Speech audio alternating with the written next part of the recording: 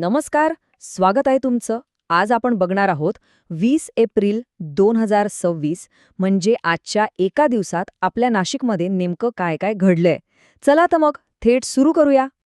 तुम्ही विचार करा, एका दिवसात नाशिकमध्ये किती काही घडतं. एका बाजूला प्रशासन आणि नागरिकांमध्ये संघर्ष आहे, तर दुसरीकडे गुन्हेगारी विश्वातल्या काही नाट्यमय घडामोडी. त्यात हवामानाचे इशारे आहेत आणि हो, मानवी सुखदुःख तर आहेच. चला या 10 महत्वाच्या बातम्यांमधून आपल्या शहराचं एक खरंखुरं चित्र बघूया. सगळ्यात आधी आपण त्या बातम्या बघूया जिथे प्रशासन आणि आपल्यासारखे सामान्य नागरिक यांच्यात थोडासा तणाव निर्माण झालाय.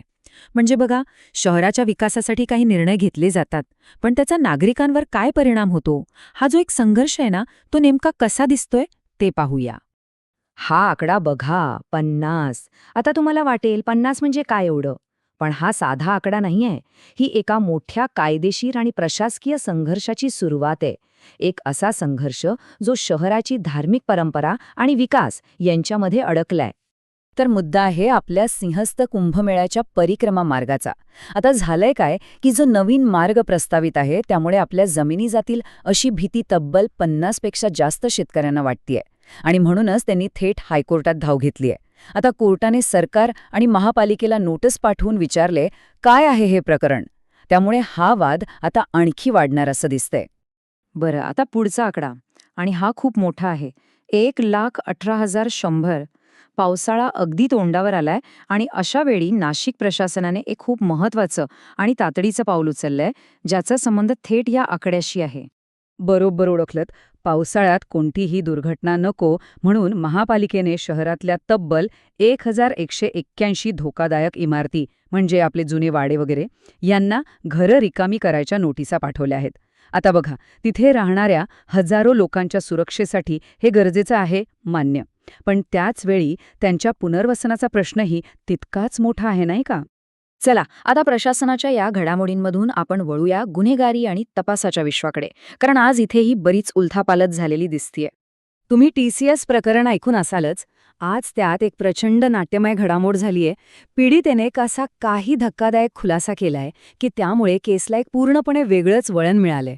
आणि एवढंच नाही, जो फरार आरोपी आहे त्याच्या जामिनावर आज कोर्ट काय निर्णय देणार याकडे अख्ख्या शहराचं लक्ष लागले. हे झालं एका प्रकरणाचं.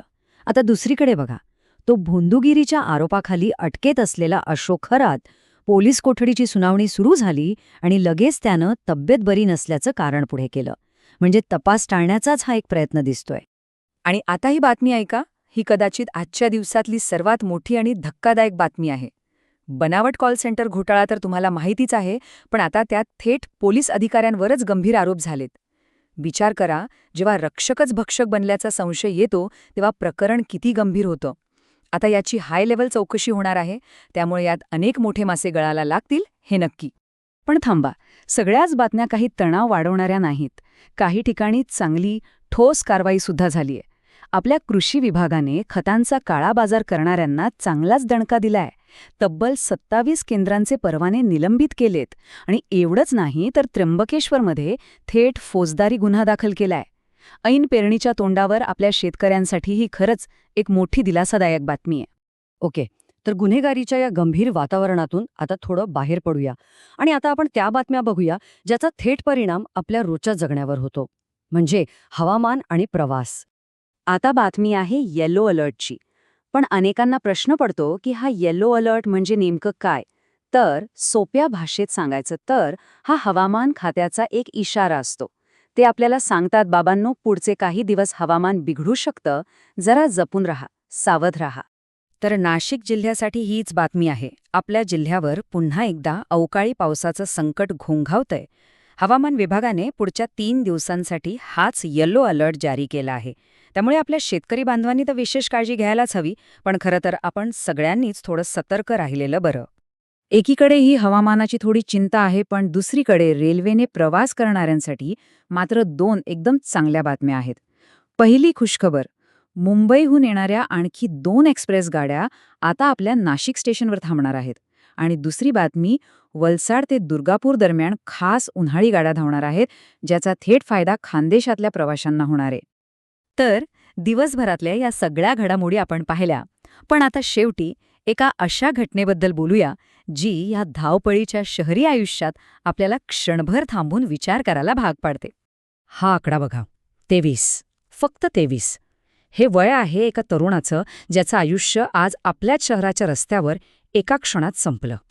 नाशिकमध्ये आज एक खूप दुःखद अपघात झाला.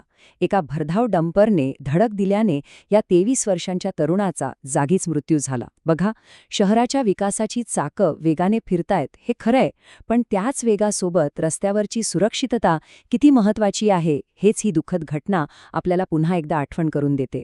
तनु, विचार करा, एका बाजूला प्रशासकीय संघर्ष, दुसरीकडे वाढती गुन्हेगारी, निसर्गाचा इशारा आणि मग ही मानवी जीवनातली शोकांतिका.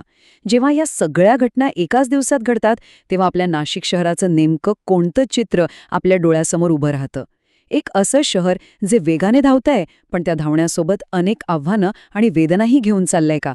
हा प्रश्न आजच्या दिवसाच्या शेवटी नक्कीच विचार करण्यासारखा आहे.